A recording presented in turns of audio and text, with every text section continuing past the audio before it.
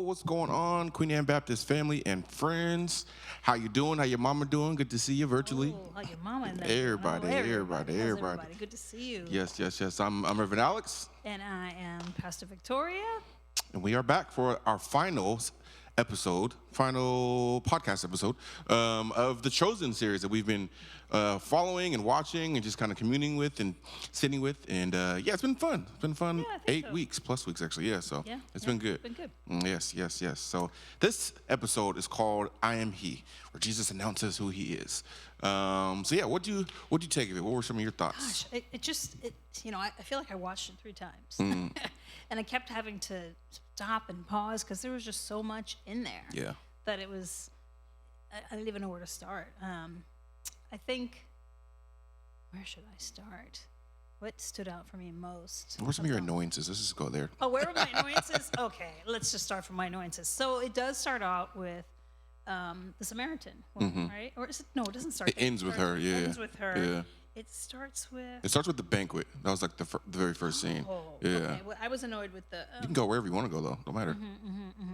Oh, actually, you know what it starts with? It starts with Jacob and the well. Yes, the very beginning. And yeah. so that's setting the stage for the interaction, the conversation between Jesus and the Samaritan woman, which is later on in the episode. But it just slightly annoyed me, or maybe a lot annoyed me, because as we have said before, us preachers and clearly the writers of this episode and all the episodes, they fill in the blanks where the pieces are missing.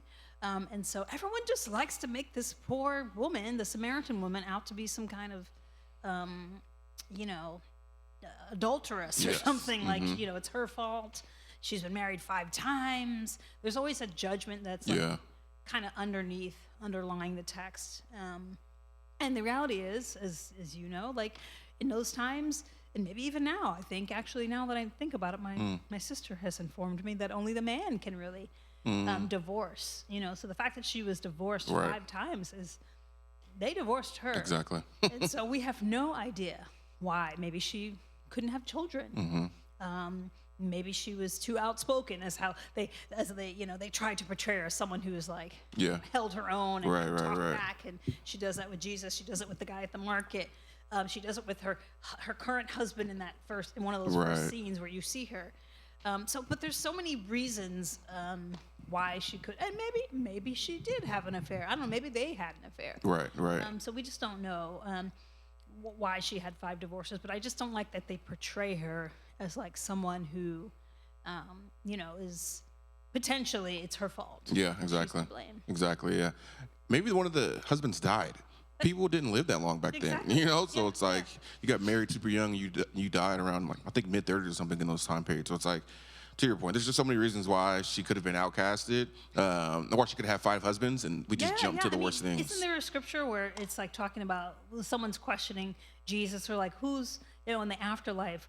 Who is her husband? Like who is his wife? Yeah. It's because the woman has died and she's married to the one brother, and then the brother has died. Right. And in that culture, then you would marry the next brother, and the next brother, and the family kept promising, and it's like, who is she married to? So like maybe she just kept going from one brother to the next. Right. They died. Yeah, exactly. Maybe their family was cursed. Exactly. Maybe they got some kind of disease or something genetically wrong. We have no idea. No clue. But always. This, from time immemorial, it's like, let's blame the woman. For sure. And so that frustrates me a little bit. Yeah. About the text. But on the other hand, we don't know. Maybe it was her fault. Right. It's just the assumption, though. It's always the assumption that it's her fault, that she's this woman of the night, right? Where we just don't know, right? And I think that just transcends throughout time and history to today, where we always, we always blame the women for situations, right? Where there's lots of churches out there where, a woman will get pregnant out of wedlock, and it'll be to the drummer, and the woman has to be the one that gets in trouble. Come up and stand right. for the church and apologize, and she gets put out. Exactly, but the drummer got his job. Exactly. So I've seen that, and I've heard those stories, and I'm like, oh, Lord Jesus. Yeah. So I wish we didn't have. We all have biases that we bring to the text, but it's like people don't even know that's a bias. in that story specifically, right? Like, we can assume something, at least I assume she did something wrong because she was an outlier, but maybe not even that. I don't know. Because I'm like, well, what is the reason why she was alone in the middle of the day? You know, it's like, Yeah. I don't know. So I just thought of something. This is definitely from my generation and above. But, you know, when you think of someone who's been married and divorced 5 times, you think of like Elizabeth Taylor. And she was like this larger than life figure who was like, went through so many husbands. And she was a little bit of she was extra. Yeah. So that's probably what people are thinking. Maybe she was extra, like Elizabeth Taylor. For sure. So it's possible. Yeah. But yeah, I think the fact that I think you just alluded to it, that she goes there in the middle of the day. Yeah. I like how they unpack that. Because it's not said explicitly in the scripture that it wasn't normal for you to go there in the afternoon and when it's hottest. It's, women often went together for safety, and they went in the morning when you weren't going to be, and they show her like sweating. Yeah, exactly. Because she's hot, because it's not the normal time of day. She's been ostracized and outcast. And so that they weave that into the conversation so that context is provided for us. Because otherwise, it doesn't mean anything that she's going to the well. Yeah, exactly. At noon. Yeah. So I think that's important. But one thing I don't know, did they mention it? This was the first, well, I think they do. This is the conversation, the first time he's revealing himself. Yeah, it is. They do. Yeah. And it's also the longest conversation that Jesus has with anybody. Oh, wow. Didn't know that. Okay. Yeah. I think it's so interesting for multiple reasons. Because John's gospel, right, is like the road gospel, right? It's like the similar gospels, we call them synoptic gospels in Matthew, Mark, and Luke, where John just has different stories. And this 4th chapter of John is a different story that the other gospels don't have. But John's gospel is very much so Jesus is God. Jesus is God, right? Equating Jesus as God. So the fact that, I don't know, something in fact that the first time that he announced his messiahship was to the Samaritan woman was interesting to me, because that just goes, that's more Luke style type stuff, inclusive type stuff, you know what I'm saying? So it's just kind of interesting that like in John's gospel, where he's like big on God and Jesus' divinity, that he chose to use this story to introduce the messiahship. I just thought that was kind of interesting. So yeah, I don't know. It was I love too, again, I keep going back to this, how they're painting the picture about how these scenarios that we read in the Bible, they seem so short in my brain, but in reality, they're much more, because, like Jesus went into detail into the 5 husbands and things. I'm like, oh, he probably did do that, right? Right, because she says in the end, he told me everything. And like, everything wasn't some 2-second. Exactly. It had to be like real detail. Yes, and so they allude to that. I mean, obviously they don't have time to go into the full story of her life, but the fact that, you know, and this was not in the Bible, the fact that he names the husbands, and the first husband wasn't a good husband, and made her question the vows of marriage and her faith. The second husband was good. So, but I like that they did this a little bit. I think they're trying to redeem that they said, and that the second husband was so good. He smelled of fresh oranges on your wedding night, and every time you smell oranges, which is alluding to the scene where she's in the marketplace. Oh, that's a good point. I didn't put that together. Yeah. Every time you smell it, you reminded of him. But you left him because you didn't think you were worthy. Yeah. And so I was like, okay. I think they're trying to redeem it. Because, I mean, I've known people who, you know, were like, basically, I'm not good enough for you. And they're out. You know, for sure. I'm like, if a man tells you, you know, who he is, believe him. Right. Yeah. Tell me. But I think it was, she just didn't think she was worthy. Yeah. I mean, again, this is fill in the blanks. Right. But I think that was an effort, hopefully, to just say, like, maybe this isn't her fault. And like, being human is complex. For sure. Nobody is perfect. Nobody is completely flawed. And yet God still counts us worthy. And I think Jesus says that explicitly. Yeah. Doesn't matter where you worship. Doesn't matter who you are. Doesn't matter what you did. Yeah. What you do. You are still one of mine. Yeah. You still belong to God. You still belong to me. Yeah. And I think that's why she was like, yeah, exactly. She goes running down the hill. And I was like, I didn't picture it that way. But I could just, Did you? I guess, only because she left the pale, right? She left the thing that she came for. That's true. So it's just kind of like, I could imagine some kind of hurtiness behind it, but I don't know. I don't know. That was a great scene. I liked that scene. I just liked the fact that Jesus, which the Bible says said he had to go to Samaria, right? Right. In the beginning. So the Bible says he had to go through Samaria, and like, you really don't understand. That doesn't make sense. Right. And so they're trying to like describe that in the beginning scene where they're like, no, we need to go this way. And they're like, no, we're going to go this way. And they're like, but that way is where the Samaritans are. And they hate us. And he's like, yeah, but it's shorter. And so I remember one of my first exegetical writings, in seminary was on this text. Oh, interesting. Okay. And I remember researching, like, why did they have to go through Samaria? And I remember researching, actually, they did not go through Samaria. They intentionally, even though it was shorter, half as long, they went around because they wanted to avoid getting robbed, right? And the animosity. And so that's what they kind of describe in that scene. And Jesus is like, what did he say? Oh, he said something. I was like, ooh. Well, we basically said, we burnt down their temple. Like, I did this, that, and everything to us. And he goes, when we burnt down their temple. And then he says, you weren't even there. And I was like, oh. That is interesting. We're holding on to stuff, and you weren't even there. I don't know what to make of that. Because that's a slippery slope, Exactly. Yeah. So like I wasn't there when my ancestors were. Yeah. Exactly. It still has a exactly impact. So I was like, I see what you're trying to say, but it's also maybe not saying a good thing. Yeah. Exactly. Like, just forget about it. You're right. You'll be fine. Move past it. Right. But I do love the fact that he's like, yeah, you also caused harm in their relationship, right? Because obviously there's lots of wars going on and a lot of things happening. It's like both sides have caused issues, right? Yes. So it's like it's never just one person's, like you said, no one's all good, no one's all bad, and no people group are all good or all bad, and they've all caused harm to each other in those ways. So I think that's kind of what I got out of that. It's like, oh yeah, you're right. Like they both did harm, so like they're not bad people. They just did some bad things, and we did the same thing. So I mean, and also, if I can remember correctly, according to history, the Samaritans, they're cousins of the Jews because they were basically occupied, and then some people might say intentionally, but it's sort of like saying our ancestors had relationships with slave masters. Oh, interesting. Okay. They did not have relationships. Right. That was raped. rape. And Sexual maybe assault. they were forced into marriage, or maybe they married willingly rather than experience more harm. But so then they basically are distant cousins but it's because they were occupied. And so I'm like, how are you holding that against them? Yeah. That's so true. Right. So the Jews were the ones occupying? No. I think I can't remember which. Gotcha. Yeah. But they were kind of forced into.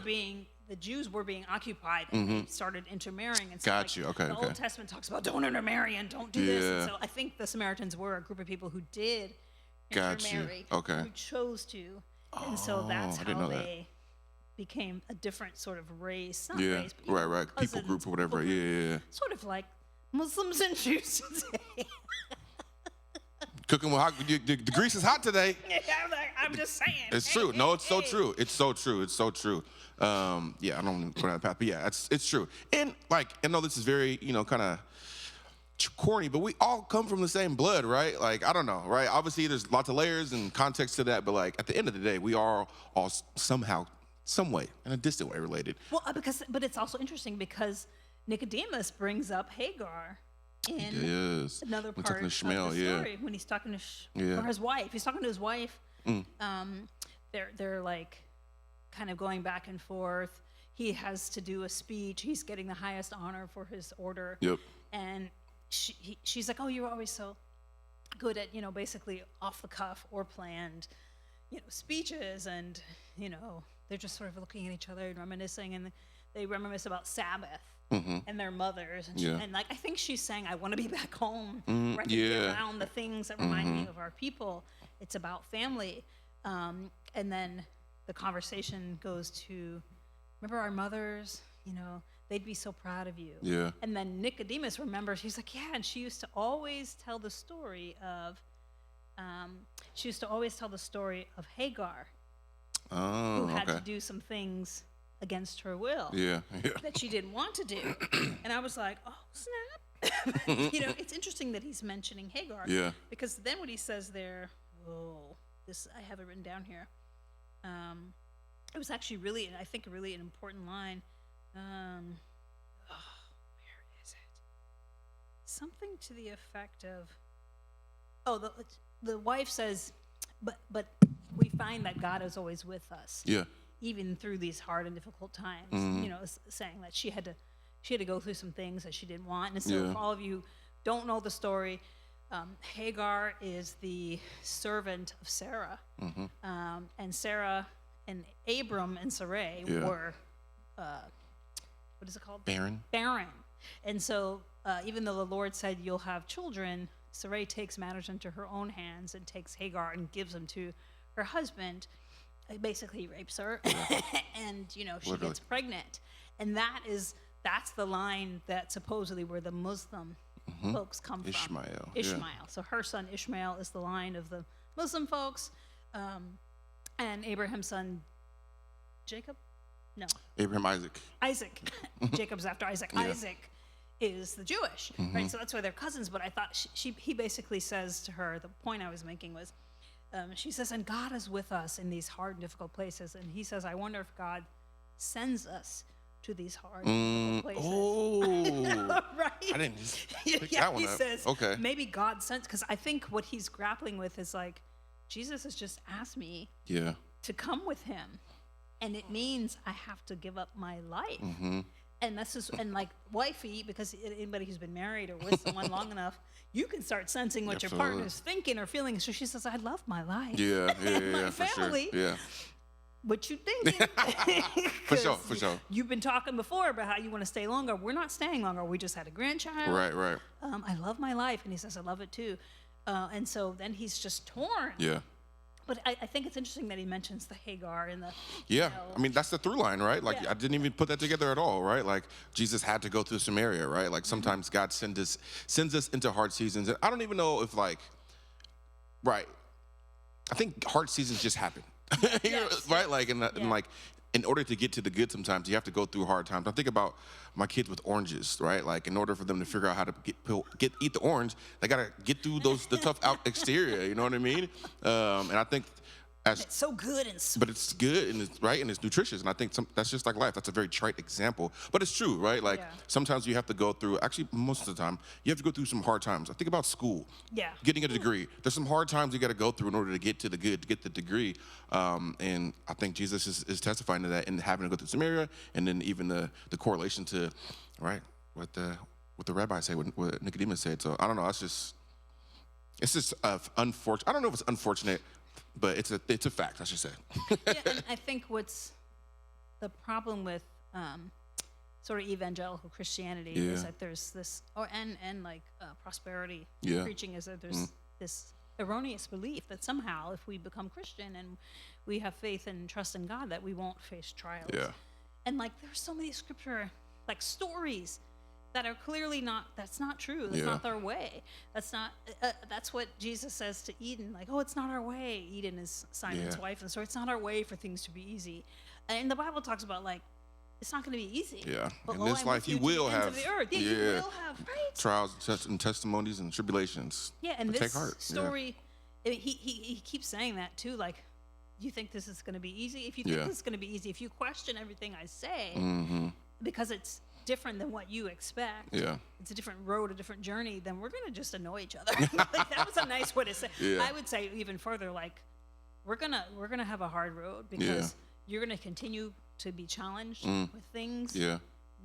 that upend, this, mamby-pamby belief that life is going to be peaches and roses. If you Right. believe that everything's going to be great, then like people are going to die. For sure. Like, we sure. know those people are Yeah. going to die. Mm-hmm. You should live long enough, and someone you love is going to die. Yep. I think Pastor Braxton said that Yeah. before to us, like, or you're going to get laid off, or something's going to happen. For sure. The promise is that God will be with us. Yeah. Yeah. For And sure. so Jesus is walking with them through this, Yeah. throughout the whole story, and they're making sacrifices, and Jesus is with them. Yeah.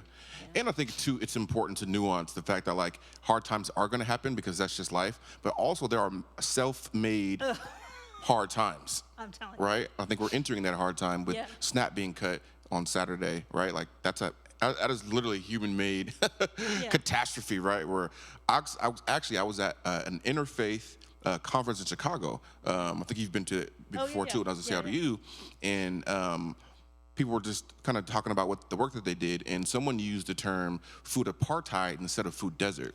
They said food desert means it's a natural thing that you naturally have like no food in the area, but like no, this is a systematic, Intentionally. institutional, intentional thing that's happened. So we should start calling it food apartheid because it shows the human-made ways in which we do that. And I was like, wow, that is like so true. I mean, absolutely. Even like, you know, we were on a prayer call yesterday praying about Jamaica, and someone mentioned Haiti having 20-something deaths, and I said, you know, I haven't seen that mentioned at all. Right. And I talked to someone, they were like, oh, they had a storm. I was like, it's the same one. Yeah. But because Haiti doesn't matter to Right, the world, right. it's like they don't exist. Yeah. But what frustrates me is that, like, oh, why would God? I was like, no, Exactly. God. Exactly. How about we are not stewarding Exactly. this land? Mm-hmm. We are bringing our own hardship. So there's a 100%. difference between the things we cause and they're just lives, profundities, lives, Right.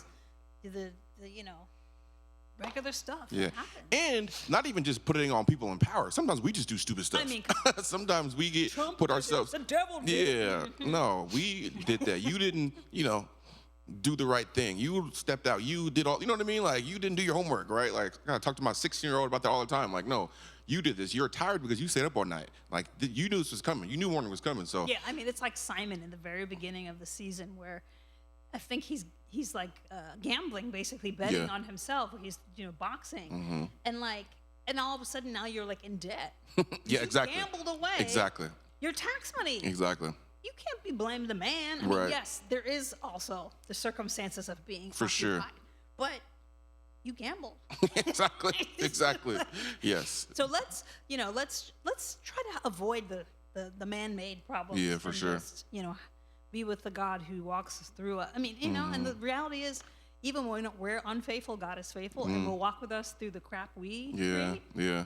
But let's try to avoid that. Yeah, right. Try to avoid it, but find comfort in knowing that even in the midst of the muck and mire of life, God is Yes, going to be God with is us with through us. it all. And sometimes God takes it away, sometimes God doesn't. It's a whole other conversation. But God's at the very least is with us, right? Yeah.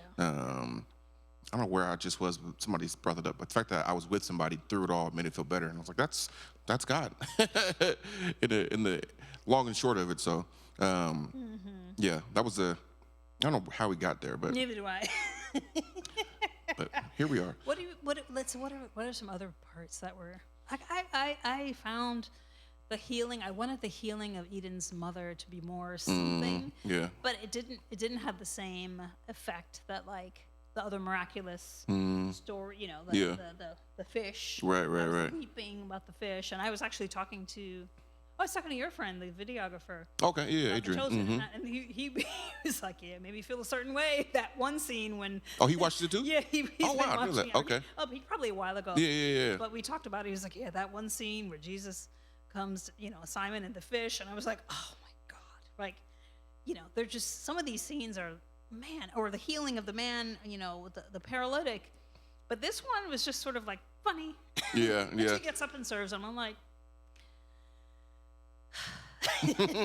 Did she have to get up and get to work? yeah. Did Yeah. she have to get up and get to work? Yeah. That's why I think they made it funny. Right, and kind of lighthearted. I think I was looking at it from perspective of like, even though when you choose to follow God and choose to follow Christ, like God kind of still takes care of your family a little bit. Like that's kind of how I took it to put the glass half full, I guess. Because it wasn't there much too, but I was like, oh, I mean, that's kind of comforting because I feel like that's what they were talking about in Yes, it, right? It's like, yes. yeah, I know that you are, not a father, but you are a husband. You're the only husband in the group, and so I want to make sure that you're taken care of too. And that's what he did by healing his mother-in-law. So, but yeah, I don't know. I felt it wasn't very like miraculous. It wasn't as like dramatic as the other scenes were. Fine. Right. But as someone who, has a family as well, right? I'm hoping that God has been faithful, but that God takes care of us too, as we are sacrificing and choosing this vocation, right? We are professional Christians, as I heard someone say it. And it comes with the cost. And, I'm praying that God continues to be with me and my family and your family and all of us who are doing ministry work, right? And y'all watching too, right? Like you live in your lives to, as best as you can, to follow God's way, that God's also going to take care of us as we sacrifice. Yeah, I mean, like, so even I was thinking about tonight, so we're hosting the Budget forum. and we're supposed to do the welcome, and I was thinking, what would I say, or Alex, what would either of us say, like, to the folks coming here at 7 p.m.? Like, you could be with your families, Facts. you could be resting, you could be doing all these other things, and yet you're choosing to sacrifice and these are all people of faith, different backgrounds, and maybe of no faith, but they believe in this work, and it feels like God will be with us. God will bless us because it is a sacrifice. For sure. To get home at 10 and have missed Nolan's bedtime, but like to know that we're doing this work to be with God, to be on the right side of justice, and to be on the side of the least of these, Speaking of that, what do you think of the Nicodemus scene where Jesus that was this episode, right? Yeah. Where Jesus gathers the disciples before they go on their journey, and Nicodemus is there, and Jesus knows Nicodemus is there, and he's like, "Is anybody else going to come?" Nicodemus is all dramatic. It's not in the Bible. Right. Say that, but it didn't mean it didn't happen. Correct. Right? There's other books that were not included in the canon. Right. Could have told that story, but I did. Of course, I was like, "Oh, look at you crying, you baby, you're a baby." But I did think to myself, like, "Wow, ooh." It kind of reminded me a little bit, or not kind of, but just now I'm thinking about the call to professional Christianity, professional ministry, and how you are sacrificing for sure a lot. For sure, you can't live a lifestyle that's, out there in the world. Right. Not to say weekends are taken up. It's not even that. Your weekends are gone. I'm like, sorry, you can't go to that party. Yeah, exactly.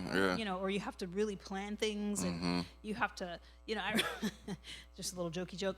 I scrubbed my Facebook when I was licensed. I was like, I removed all the pictures. That's hilarious. Where I was drinking too much. That's real though. That's real. I was like, you look a little too drunk in that picture. Right, yeah. Not that to say that we can't have a little wine here and there, but like, I just was like, I have to be above reproach. I felt like, and I think I've come a little bit further along now that I'm not a super Christian.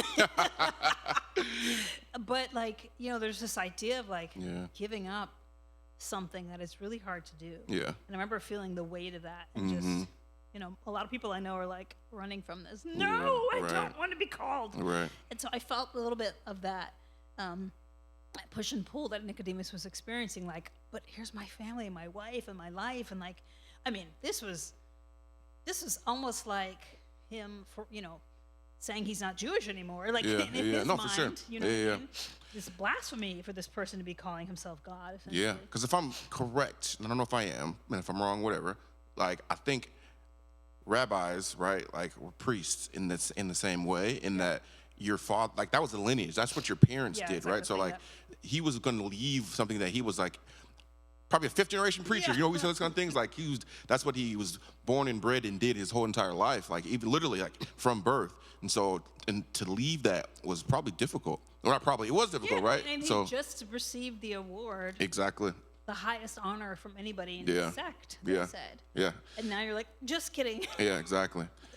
But you're right, that's just a lack of faith that God's going to take care of your family. You know what I mean? He's going to take care of your stuff. So, and we all have that lack, right? We all have those seeds of doubt that get sowed into our minds and the spirits. But, I think, but if you have a call in your life, I feel like, not just to preach, but just to do anything, that's just in the back of your mind in anything you do. You're never aligned. You know what I mean? You're never it never feels 100% great, whatever you're doing. You may get money for it, you may get the accolades, you may get all the things, but from my experience, I'm only 37, but it just feels like I was operating out of alignment for so long, and I know what that feels like. And so I can imagine that Nicodemus, probably the rest of his life, was just going to be misaligned, right? Just not going to be fully getting and operating out of his gifts and doing things in the way that he wants to. I also look at it in the way that God calls us out of things. We feel like we're losing things. A lot of things we are losing are like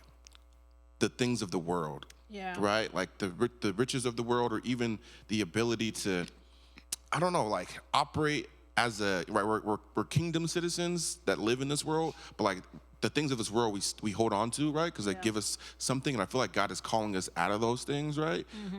That's why it's hard for some people who are older to like not be racist anymore, because that racism that's steeped inside of them is very comfortable, and it's very, they know they're wrong, but like they don't know any other way to operate, right? So I feel like God calls us out of these colonial ways, but it's hard because like that's who we really are. Not really are, but that's who we've been taught, right? In the same way he was taught to be a priest his entire life, the same way we were taught to have prejudices and all these things. So we get comfortable in those, right? These boxes where I think Jesus really just breaks boxes all the time. And I mean, I think they show Nicodemus's discomfort pretty much the whole season. Yeah, for sure. You know, just upset. You know, when people are true. like, oh, it's like the next. You know, you're like the most important person in the world, basically, kind of thing, next to God. It's like and he's like, what? Yeah. You know, when he was like at the Sabbath, the Shabbat dinner, he's just like, all right now, stop trying to, big me up. Right. I'm not God. Yeah. And like the whole time, like just looking at the opulence and that scene where they're comparing the different Shabbat dinners, where it was like the poor people Shabbat and the opulence, and you could tell he just throughout the whole season was just kind of like, this is, or when Shmuel, that conversation they have in this episode, the law is God. Yeah, I know. Like, What do you make of that? wow, I feel like that's a lot of people are stuck in that. 100%. Jewish, Christian, Muslim. 100%. Where we get so stuck in the rules and the regulations, and this has to be done this way, and this has to be exactly ordered this way, and women have never done this, and queers have never been a part of it. Right. That, like, that becomes God instead of the what the law is pointing to. Correct. The way. You know what I mean? So 100%. James Baldwin has a kind of famous quote, I should say, where he's talking about if God doesn't make you more free, more liberative, more of a better version of yourself, then I don't want nothing to do with them. And I think sometimes when we begin to worship the Bible and begin to worship the law and begin to worship these, constrictions that are put in place, then we become less free, right? We become more in bondage, to use biblical terms, right? We become more captive to the rules and regulations that were not set in place for us to not be free. They were set in place to keep us safe and to keep us in alignment with God and with the community. So I feel like when we start to worship the Bible, strange things happen. Like you said, like we start to take things from the Bible that were meant for specific communities as if they're like the universal law. Yeah. Right? Yeah, absolutely. Absolutely. As a woman pastor. Right. I mean, and the thing is, like, this is a very Christian perspective. Obviously, like, Old Testament is the law and New Testament is grace. Right? And because there's just no way in our humanness that we're ever able to accomplish everything in the law. Right. And like that's why Jesus is like, I came to fulfill the law, like the spirit of the law. Yeah. Like, who of you would not help your donkey that's falling right, into the exactly. hole? Just because it's Sabbath, right. You're let him sit there and die. Right. That's work. Yeah. But the spirit of the law is to like sustain life, right. and to give life, and to, Exactly.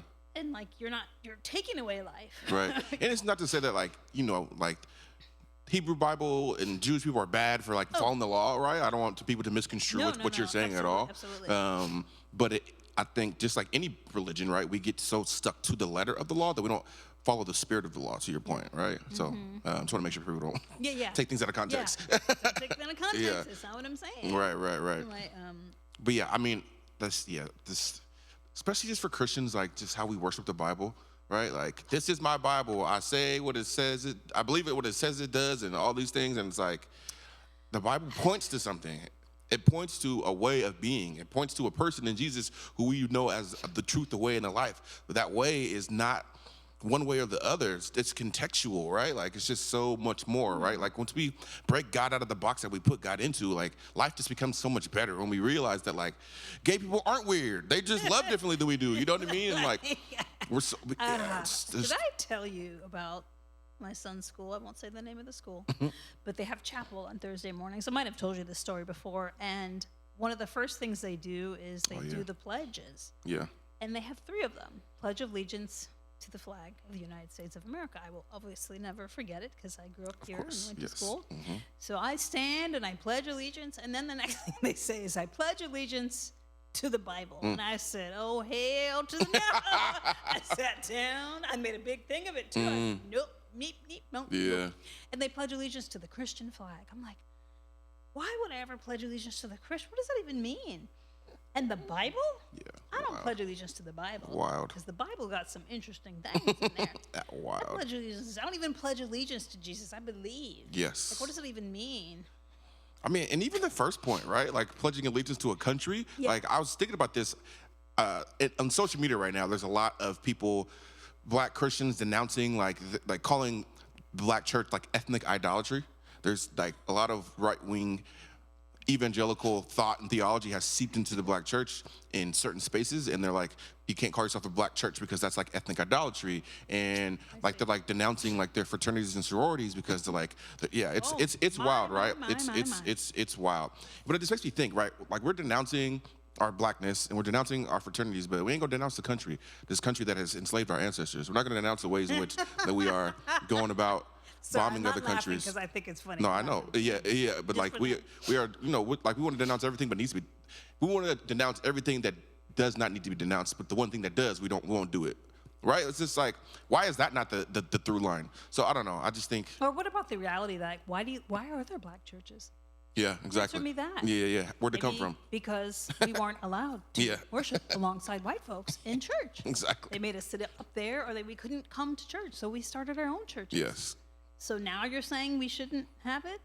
Or fraternities and sororities. Right. Y'all wasn't letting us in school. Exactly. We had to form our own stuff. Exactly. And so many other ethnicities do the same thing. Everybody does it, Everyone does it Yeah. because of this exclusionary, you don't belong at my table, as you preach on Sunday, kind of ethos. Yeah. And so and now that it's creating some semblance of pride or some sense of identity for us when you're trying to strip it away. Now you're saying it's, I don't know, is it reverse racism? What is it? Yeah, exactly. It's just ridiculous stuff. I'm just like, and I get it, because here we are at Queen Anne Baptist Church, and we are a multi-ethnic church, and we're intergenerational, and we're queer affirming, and I think that's a picture of the kingdom where all people belong. But and that's something that's important to me. I value, but the reality is there are, ethnic churches because of the history of oppression and slavery and genocide and, of First Nations people. There are so many. Yeah. This is not just we made it up. Right. Yeah. No, so it's they separated very us. frustrating. Yeah. And you want to take things, once again, you take it out of context. And you go, look at this. This is terrible. Right. That's what you do with the Bible. You take it out of context and say, oh, damn those queers and those women and those harlots who, you take it out of context. Yeah. And then you can say whatever you want about it. Right. Literally. You can say whatever you want, right? I heard somebody. If you say it enough. Was that what you were going to say? Sorry, go ahead. No, go ahead. So if you say it enough, people start believing it. That's what happens with the Trump administration. You say it enough. That's why I get frustrated sometimes with these news pundits where it's like the progressive and the conservative people keep saying stuff. And I'm like, that's not even true. Every time you say something that's a lie, I want someone to call it out. Yeah. Call it out. Call it out. Call it out, because then it's going to be believed. Yeah, exactly. Sorry. No, you good. I didn't. Just what is happening? It's a very frustrating world to live in. It's a very frustrating world to live in for various reasons. But to your point of because we know the truth, and people keep lying. It's so it makes you feel like you're crazy, right? Absolutely. We feel like we're the insane ones because we believe in a just world, right?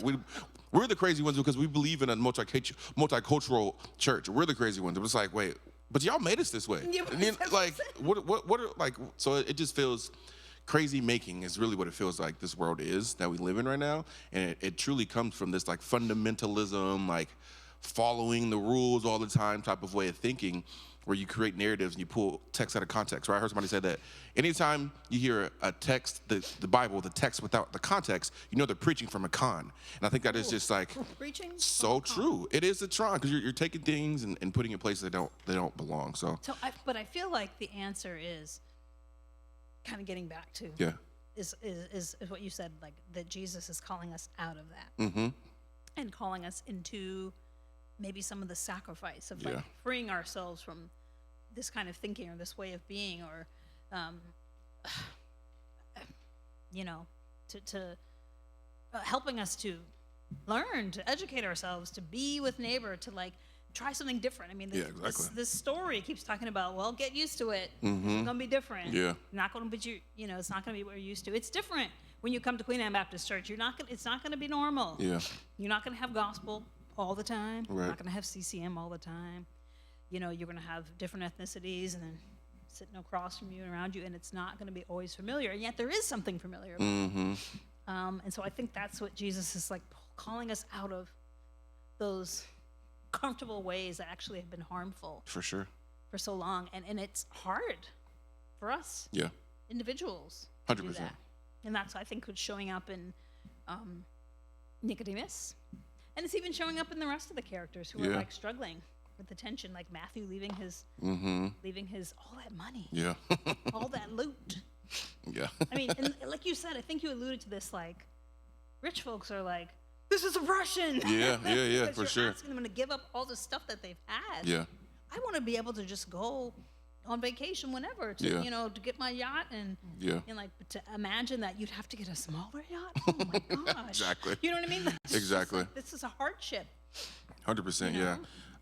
That wasn't an original quote. I heard it somewhere along the lines, but like, right, to people in positions of privilege, equality feels like oppression to them. Yeah. For all the reasons you just stated. Because it's like, oh wait, what do you mean? Yeah, what do you mean I can't have two yachts? I can only have one, or whatever it is. Kind of trite way of saying it, but it's just so true. And I think it's true for all people who have any kind of privilege. And I think for Christians that's the same way, right? Like, Yeah. because we are the religion of empire right now. The brand Christianity TM, right? But like, right, when somebody else gets something, right? Like, I think you told the story of how at a former place of work they were trying to bring on, I think, an imam or somebody Yeah, like that. Muslim.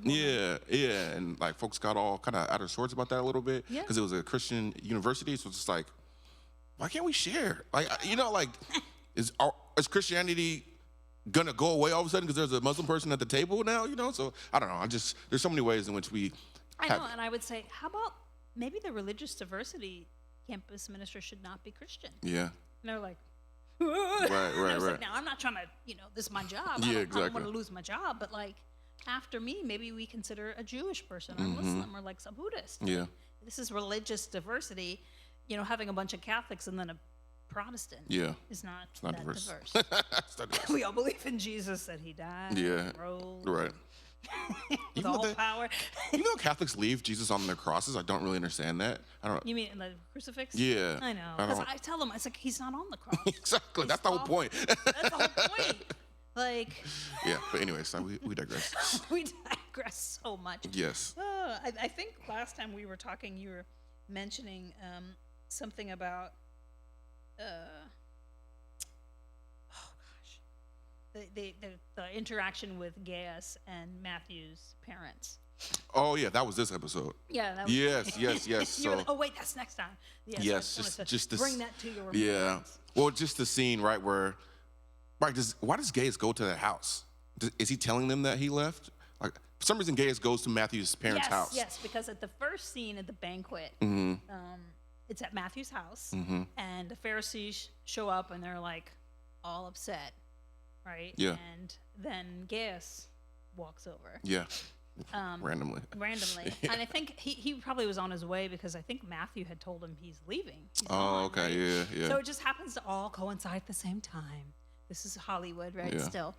And he's like, what are you doing? The only reputable people in that room are you. And he names another 2 tax collectors. Yeah. This is a bad decision. You're giving everything up. And he I don't know if it was Matthew or him who said, I got my promotion because of you, Matthew. Yeah. And then Matthew's like, well, you owe me something. Mm. And he's like,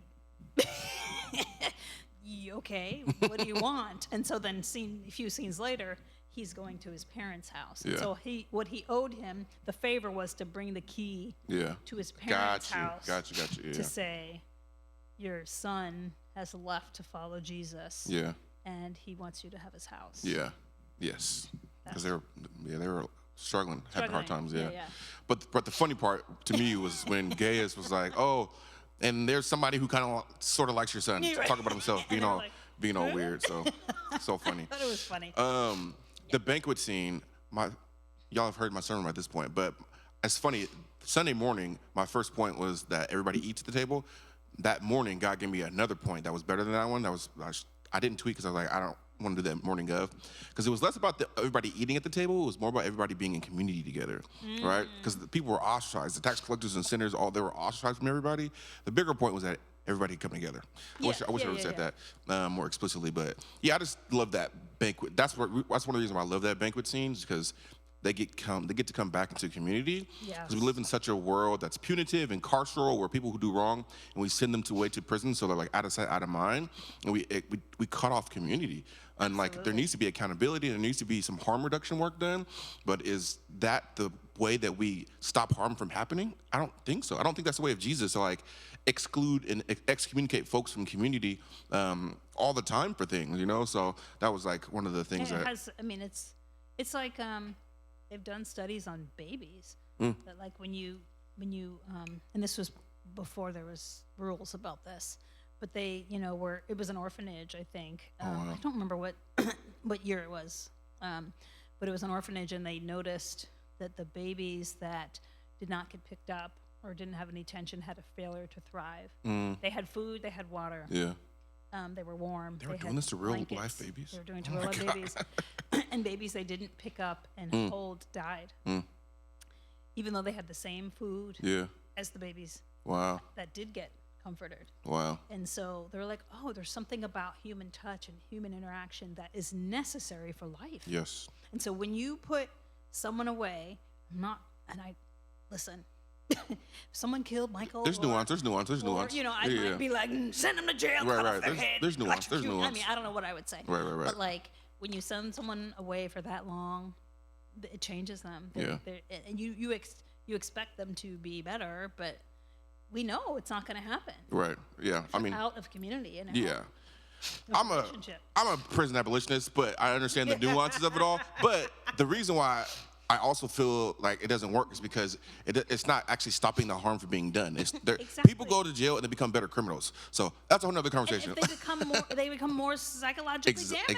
Exactly. It's not doing what it's supposed to be doing. And then they want to go back to jail. Exactly. There's what is it called, recidivism, because it's like, well, at least I had 3 hots and a cot. Exactly. Now you've stripped me from being able to get a student loan, from able to get housing at the projects, whatever they call them, government assistance. Everything is cut off. Can't vote.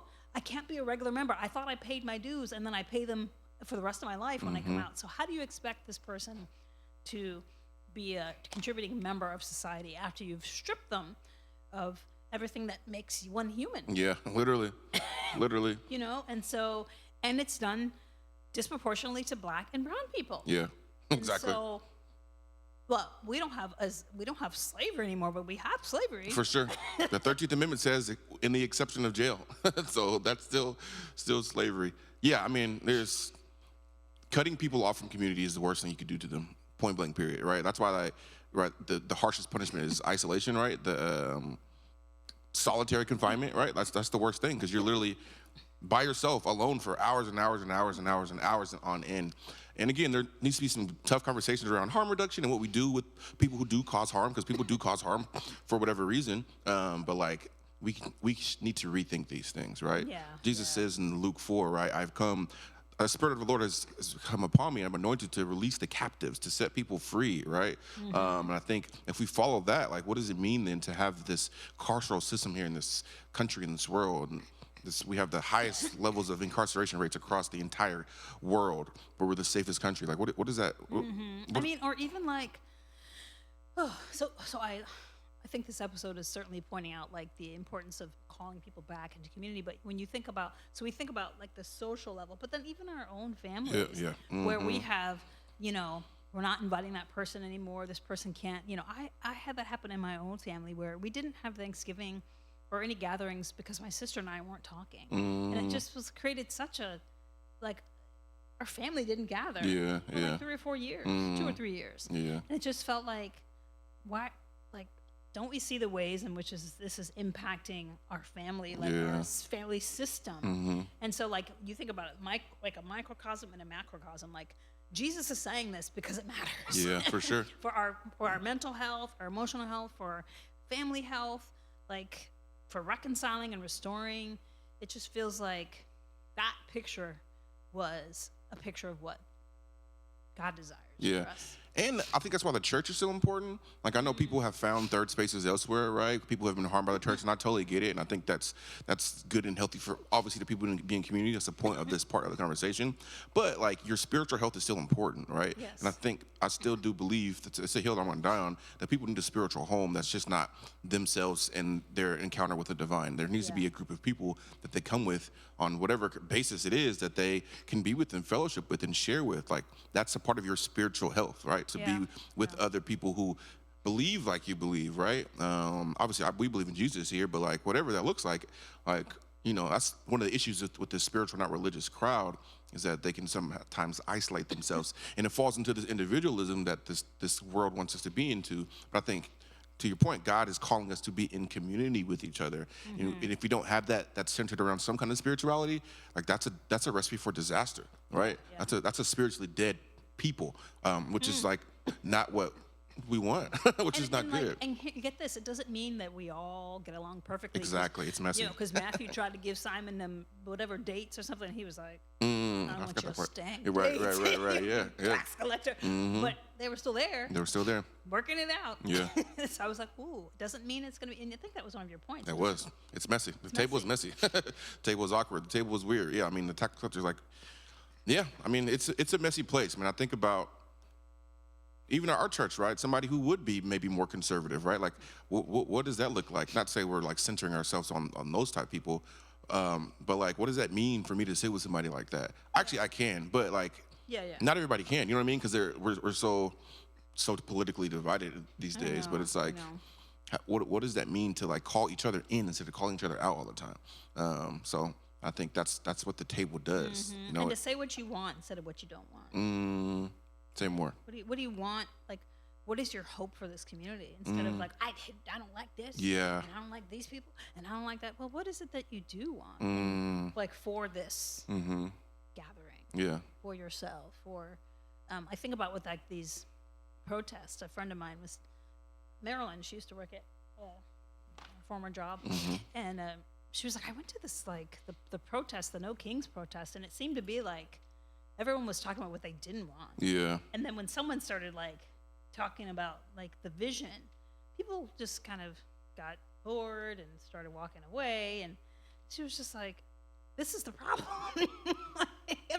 This is exactly what got people to vote for Trump and on Trump's side, because he was just complaining and like, they're doing this and they're taking that and blah, blah, blah, blah. And everybody's like, yeah. But like, the minute you say, well, what are we looking for? Yeah. We're looking for, and I think one person, she said, got up and started talking about like the prison system or like schools or, Black Lives Matter. And it was just like like specific things that we're wanting. Like, we want a budget that's, going to increase, housing for the unhoused people. Like, what? Like, we can't talk about that. So it's like, why do people want to like lean into negativity and instead of like, well, what are you hoping for? Yeah. So anyway. I mean, you're spot on, right? We live in an anti-world where it's like very popular and cool to be anti something, right? I'm anti this, I'm anti that, as opposed to being pro things, right? Like, let's be pro people instead of anti people. You know what I mean? Like, you can be pro something and not be so vehemently anti stuff, because hate is so popular, right? Yes. Hate is the most popular thing, right? So popular. Love is not popular, and because love takes work, right? That's kind of the point, right? It's sacrifice. It takes messiness. It takes a lot out of you, where it's easy to really hate. It's easy for me to hate people, so easy, because I'm not really doing anything to make the hate go away. I'm just hating. I'm sitting in it. It's a passive thing, right? Whereas love is an active resistance to love somebody despite all the frailties and all the problems that we have. Just love other human beings in general, So and I think about that a lot. Like, I want to be known for who I love and the proness of me, as opposed to like what I am against. Because I'm against a lot of things, but like, I don't want that to be my brand, quote unquote. You know what I mean? We are for people. We are for queer people. What does it mean when we're anti-straight people? Yeah, you know what I mean? Like, it's like the people who are like anti-trans. That's what you want your church to be known for. Right, yeah. What? So what are you pro then? So what are you for? Yeah, like, if you're anti-trans, what are you for then? Like, I don't get it. Yeah, so I don't know. But yeah. Anything else?